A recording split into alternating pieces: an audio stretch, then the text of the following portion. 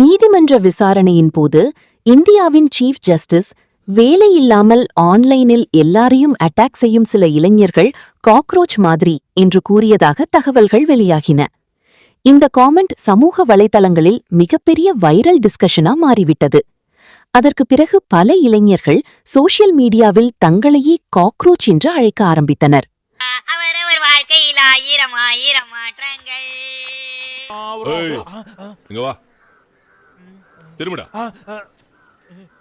என்னடா அது காயம்? புலி போராண்டிச்சு சார். புலியா?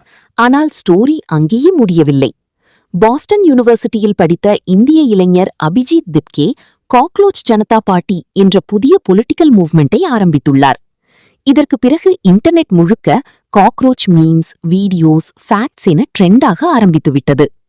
காக்ரோச் பல நாட்கள் சாப்பாடு இல்லாமலும் உயிர் வாழும், தண்ணீர் இல்லாமலும் சர்வைவ் ஆகும், தலையை இழந்தாலும் சில நாட்கள் உயிருடன் இருக்கும் என்ற தகவல்களையும் மக்கள் ஷேர் செய்து வருகின்றனர். ஒரு இன்சல்ட்டா சொல்லப்பட்ட வார்த்தையை இப்போது சிலர் ரெசிஸ்டன்ஸ் சிம்பலா மாற்ற ஆரம்பித்திருக்கிறார்கள். இன்டர்நெட் ஜோக்கா தொடங்கிய இந்த விஷயம் தற்போது இந்தியாவில் பொலிட்டிக்கல் டிஸ்கஷனா மாறிக்கொண்டிருக்கிறது. என்னடா நடக்குது இங்க?